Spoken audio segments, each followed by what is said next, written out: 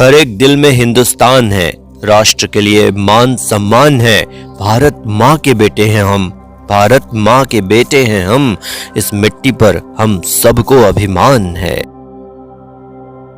आदरणीय प्राचार्य महोदय, शिक्षकगण और मेरे प्यारे सभी साथियों, आज मैं आप सभी के समक्ष अपने विचार प्रस्तुत करने जा रहा हूँ। कृपया गलतियों पर क्षमा करें। जैसा कि आप सभी जानते हैं कि 26 जनवरी 1950 को भारत का संविधान लागू हुआ और यह न केवल एक दस्तावेज है, बल्कि यह हमारे अधिकारों, कर्तव्यों और लोकतंत्र के प्रति हमारी प्रतिबद्धता का प्रतीक भी है।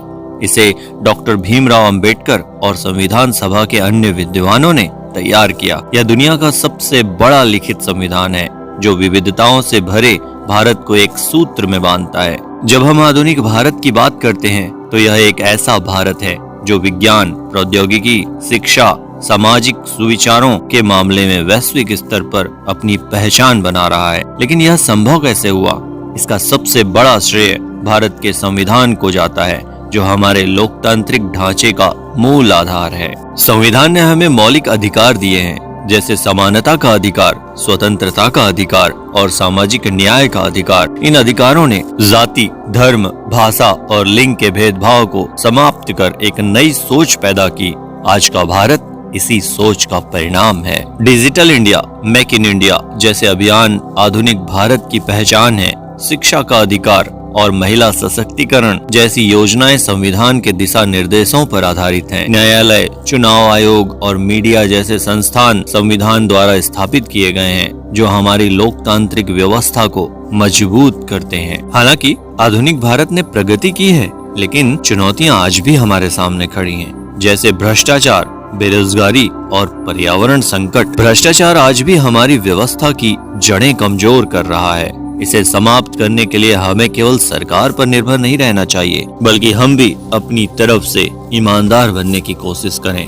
अगर हम में से एक भी ईमानदार बन जाए तो देश से एक बेईमान कम हो जाएगा। और इसी सोच के साथ हम भारत में भ्रष्टाचार को कम कर सकते हैं। मुद्रास्फीति और महंगाई ने आम आदमी की जिंदगी को और मुश्किल बना दिया है। यह हमें सोचने पर मजबूर करता है कि आर्थिक नीतियों का उद्देश्य आम जनता के हित में होना चाहिए। शिक्षा और स्वास्थ्य प्रणाली, जो किसी भी देश की मजबूत नींव होती है, आज भी सुधार की मांग कर रही है। इन क्षेत्रों में हमें ज्यादा ध्यान देने की आवश्यकता है। लेकिन साथियों, निराश होने का समय नहीं है। एक मजबूत गणतंत्र वह होता है जहां हर नागरिक अपनी जिम्मेदारी समझता है। इनसे लड़ने के लिए संविधान हमें न केवल अधिकार देता है, बल्कि कर्तव्यों का भी स्मरण कराता है। हमें अपनी एकता और अखंडता को बनाए रखना होगा।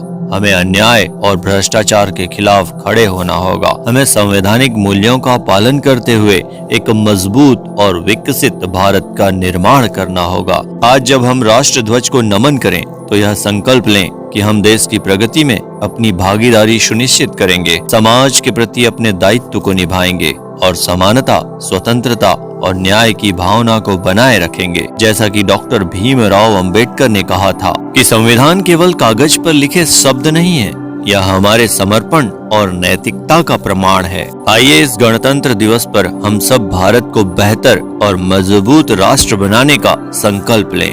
जय हिंद, जय भारत।